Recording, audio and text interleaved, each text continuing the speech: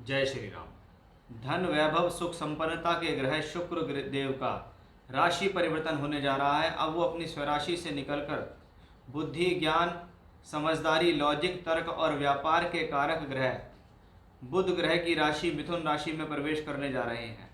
12 जून 2024 को शुक्र का राशि परिवर्तन होगा और शुक्र अपनी वृषभ राशि स्वराशि से निकलकर अपने मित्र बुध की राशि में प्रवेश कर जाएंगे, जहां पर वो लगभग 7 जुलाई 2024 तक रहेंगे। इसका आपकी राशि पर क्या प्रभाव पड़ने वाला है, इस विषय की जानकारी हम पूर्ण रूप से आपको आज इस वीडियो के अंदर देंगे।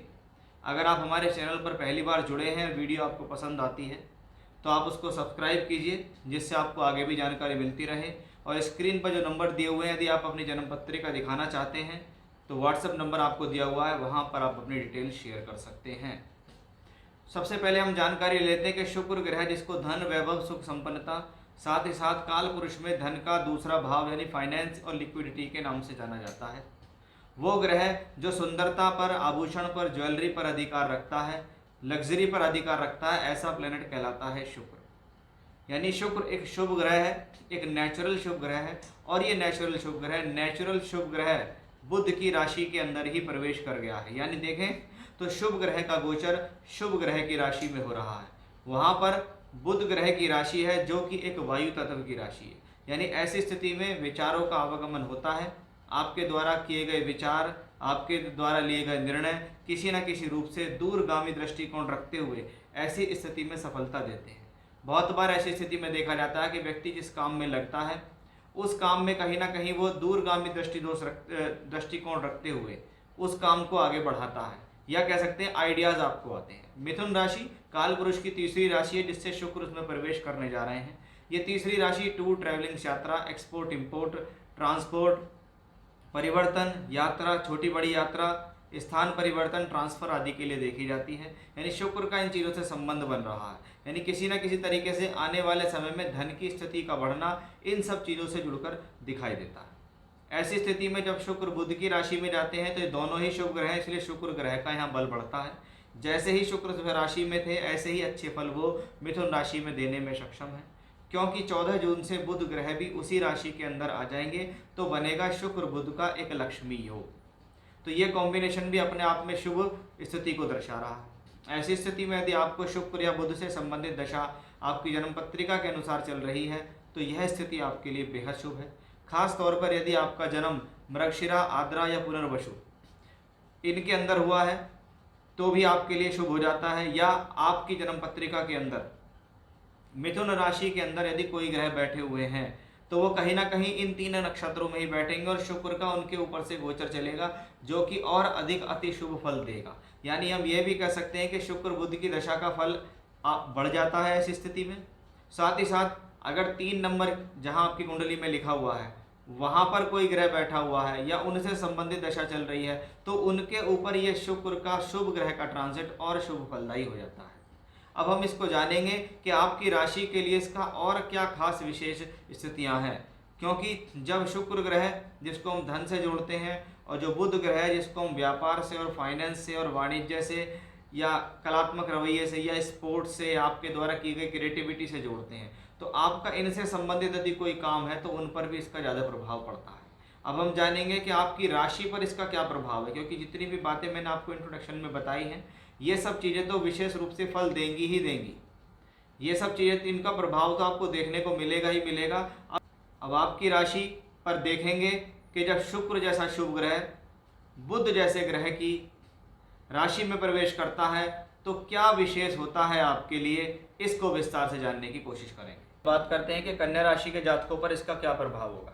कन्या राशि आपकी राशि के स्वामी बुध हैं, परिवर्तन हो रहा है यहाँ शुक्र ग्रह का, और शुक्र ग्रह नवम भाव जिस और दूसरे भाव का स्वामित्व देते हैं।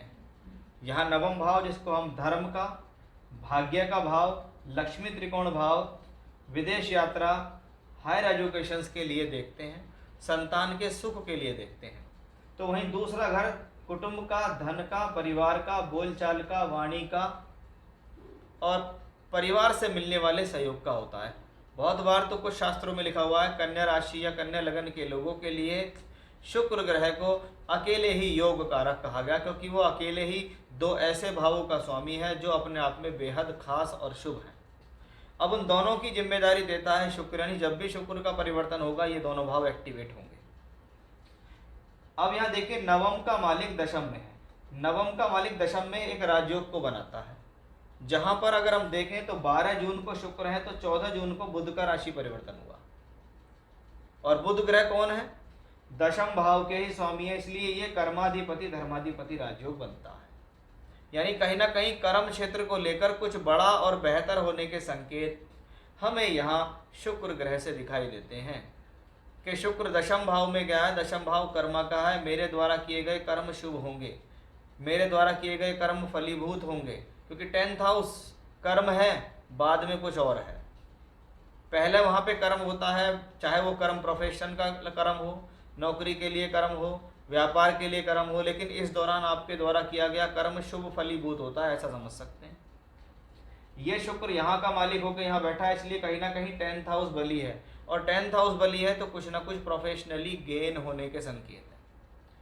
कोई नौकरी के लिए प्रयास कर रहा है, उसे नौकरी मिल जाती है। कोई तरक्की चाहता है नौकरी में, उसको तरक्की के चांसेस बढ़ जाते हैं।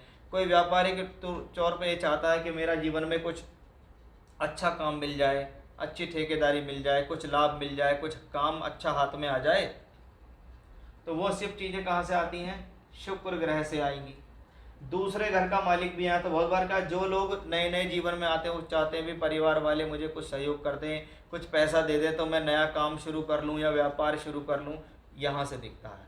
बहुत बार लोग बाग अपने पारिवारिक काम के अंदर एंट्री कर जाते हैं, वो भी यहाँ से आता है। परिवार से मिलने वाला धन संयोग भी यहाँ से दिखता है।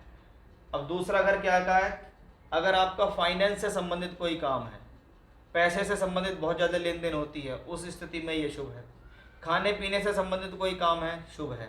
आर्टिफिशियल ज्वेलरी का कोई काम है या रसीले पदार्थों का कोई काम है, किसी प्रकार के लिक्विड का काम है, तो भी ये आपके लिए बेहद शुभ हो जाता है। यानी शुक्र ग्रह अच्छे भावों के स्वामी होकर अच्छे भाव में बैठे हैं, और वो जिस भाव में बैठे हैं वहाँ पे बनता है शुक्र बुध का लक्ष्मी योग। इसलिए ये कन्या राशि के जातकों के लिए बेहद शुभ स्थिति है।